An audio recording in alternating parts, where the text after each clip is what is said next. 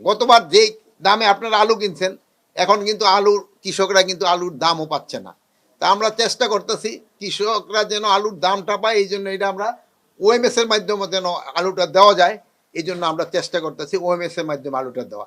যেহেতু যদি কৃষক তার দাম না পায়, নেক্সট বার কিন্তু তারা এই উৎপাদনের দিকে যাবে না। এই জন্য আপনারা চেষ্টা করতে হবে যে কৃষক যেন তার ন্যায্য দামটা পায়। এবং পেঁয়াজের ক্ষেত্রে আপনারা দেখছেন গতবারে যে পরিমাণ পেঁয়াজের দাম ছিল, এবার কিন্তু কৃষক পেঁয়াজ উৎপাদন অনেক বেশি করছে।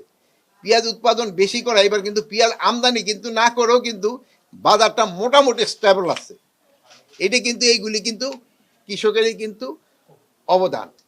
বান্ডেল থাকলে প্রতি সেনমানিতে টাকা বাঁচবে। বিকাশ সেনমানি বান্ডেল কিনে জিতুন প্রতি লেনদেনে।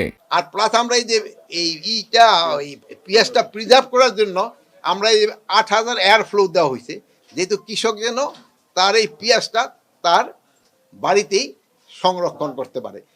জানেন যে আমাদের কিন্তু পেঁয়াজের ওরকম কোনো ওই হিমাগার নাই।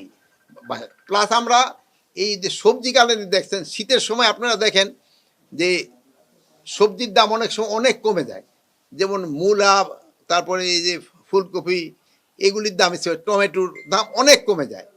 আবার এই শীতের সিজনটা যাওয়ার পরপরেই যে সামার চলে আসে, এইটার ভিতরে একটা ট্রানজিট পিরিয়ড থাকে প্রায় 1 মাস 1.5 মাসের মধ্যে, যেহেতু শীতের থেকে অন্য সবজিটা আসার জন্য এই সময় কিন্তু আবার সবজির দামটা অনেক সময় বেড়ে যায়। একটা হলো যে সময় দামটা কমে যাচ্ছে কৃষক কিন্তু দাম পাচ্ছে না, আবার যে সময় দামটা বেড়ে যাচ্ছে সে সময় কিন্তু তার ওই ফলটা। এই জন্য আমরা কিন্তু ওই যে 100 মিনি কোল্ড স্টোরেজ এইবার আমরা স্থাপন করার আছে। হয়তো আমরা এই মানে নেক্সট মৌসুমের আগে আমরা হয়তো এটা কমপ্লিট করতে পারবো। এটা হলে মানে এইবার তো প্রথম, হয়তো এই পরে এই সংখ্যাগুলি আস্তে আস্তে আরও বাড়তে থাকবে, একবারে তো আর করা যাবে না সব। যে পরীক্ষামূলকভাবে তারা হয়তো এই সবজিটা রেখে দিল, ধরেন 1 মাস রেখে দিলে কিন্তু ওই সবজিটা সেই কৃষকও দামটা পেল, প্লাস আমরা যারা ভোক্তারা তারাও একটা ন্যায্য মূল্যে এই জিনিসটা পাবো। এই জন্য আমাদের এইগুলি করা হচ্ছে।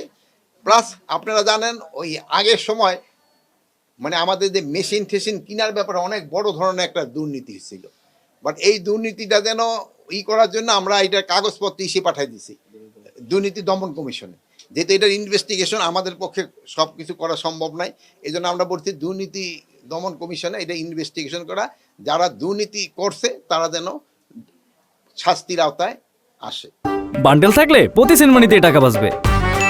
বিকাশ সেনমানি বান্ডেল কিনে জিতুন প্রতি লেনদেনে। তারপর আরেকটা জিনিস ভালো কথা, সারের ক্ষেত্রে আমাদের দেশে ধরেন যে ডিএপি যে সারটা আছে আর যে ওই যে ইউরিয়া, যেমন ইউরিয়া সারটা 20%, ওই যে ডিএপি সারের ভিতর কিন্তু ইউরিয়া 20% থাকে।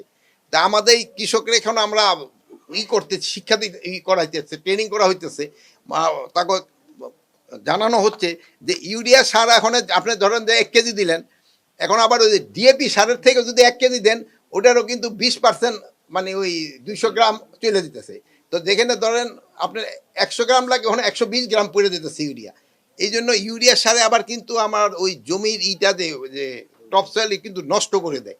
এই জন্য এই সার ইউরিয়াটার ব্যবহারটা একটু কমানোর জন্য চেষ্টা, প্লাস ওভারঅলও সারের ব্যবহার কমানোর জন্য আমরা চেষ্টা করতেছি। প্লাস এখন আমার একটা নতুন একটা অ্যাপও করা হয়েছে, যেখানে খামারি অ্যাপ, ওখানে আপনি ওই জায়গায় দাঁড়ায় ওইটা ধরলে এই জমিতে কি পরিমাণ কোন ধরনের সার লাগবে ওইটাও তারা বলে দিতে পারতেছে, এবং ওই এলাকায় কি পরিমাণ কোন ফসলটা ভালো হবে ওইটাও বলতে পারতেছে। বাট এটা যেন আরও ইমপ্রুভ করা যায়, এখন এটা চলতেছে, বাট এটা আরও যেন ইমপ্রুভ করা যায়, এই জন্য আমাদের কিন্তু কাজ চলছে। সারের যাদের ক্ষেত্রে সারের লাইসেন্সের ঝামেলা করছে যারা, তাদের আমরা বাদ দিয়ে আমরা নতুন সেরে দিতে। আপনারও যদি আপনার যদি কোনো ভালো লোক থাকে আপনারা নাম দিতে পারেন, আমরা তা করে নিয়ে আমরা জানি যে বিগত সরকার আমাদের যে সকল সারের লাইসেন্স দেওয়া হচ্ছে প্রত্যেকটি রাজনৈতিক বিবেচনা দেওয়া হয়েছে সবাইকে, সব প্রত্যেকটা জেলাতে উপজেলাতে। এই বিষয়টা আপনারা কিভাবে কি করবেন? আর একটা হচ্ছে আমাদের এখানে একটা সুবিধা হচ্ছে আমাদের তো কোনো রাজনীতি বিবেচনা নেই, এই জন্য আমরা যারা ভালো লোক তারাই দেওয়ার চেষ্টা করবো। একটা নীতিমালাও আছে এই ক্ষেত্রে, যদি আপনাদের কাছেও কোনো ভালো লোক থাকে আপনারা তার নামও দিতে পারেন। যারা মজুদদার তাদের বিরুদ্ধে আপনারা কি ধরনের ব্যবস্থা নিচ্ছেন যে প্রতিটা এখন হলো সারের কিন্তু কোনো মজুদদার নাই। না সেটা বলতেছেন অন্যান্য পণ্যের ক্ষেত্রেও কিন্তু অন্য শোনেন, ওইটা হলো কিন্তু আবার কৃষি মন্ত্রণালয় না, ওইটা হলো খাদ্য মন্ত্রণালয়, ওইটা কৃষি আমি উৎপাদন করে দেওয়ার পর আর আমার কাছে থাকে না। হ্যাঁ, নীতিমালা হচ্ছে। এখন নীতিমালাটাই হচ্ছে না, মানে পুরাটা সম্পূর্ণ হয় নাই।